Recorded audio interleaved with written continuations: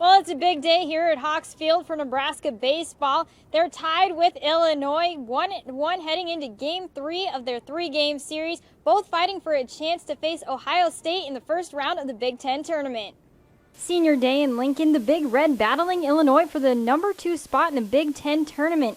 Illinois gets out to a hot start as Ryan Rupert sends this one out of the park for the Fighting Illini.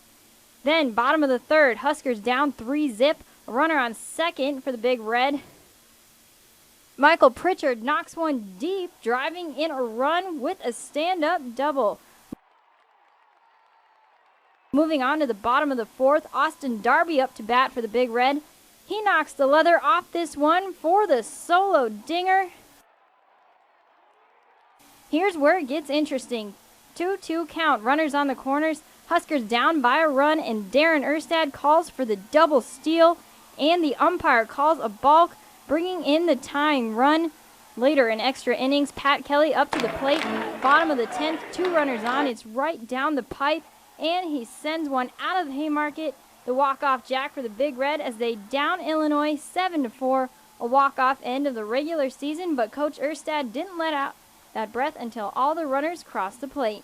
Guys to make sure they touch the bases, so that's what I'm doing. Yeah, so it's I have a little different view than he does. I'll let him enjoy it. I'll make sure we follow the rules.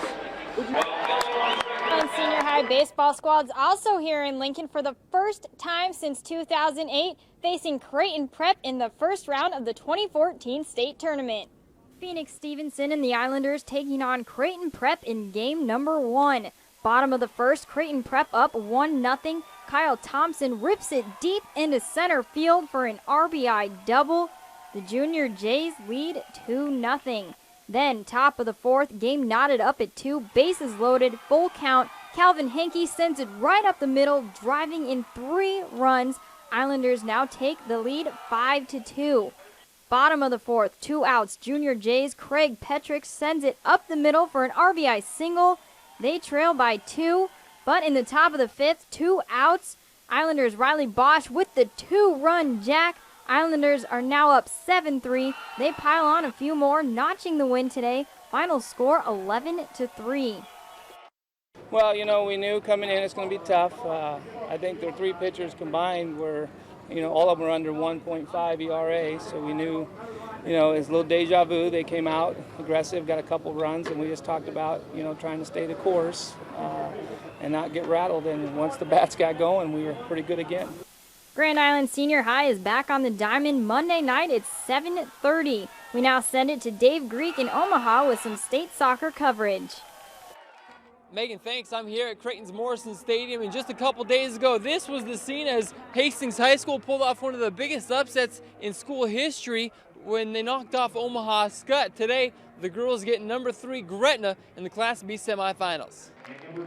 Hastings goalie Bailey Petzold and the Tigers want to keep Gretna from scoring 2 state championships in 3 years. The Dragons make a statement in the first 50 seconds of this contest. Mackenzie Burmeister beats Bailey Petzold to the opposite post, 49 seconds in, and they continue a dominating first half. Isabella Arkfeld, all on her own through traffic, buries the second Dragon goal.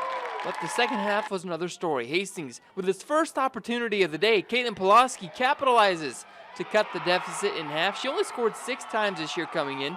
It's her second of the state tournament. Final 2 minutes, Sarah Zolini runs down a loose ball, crosses to an unmarked Audra Keene for a big Gretna sigh of relief.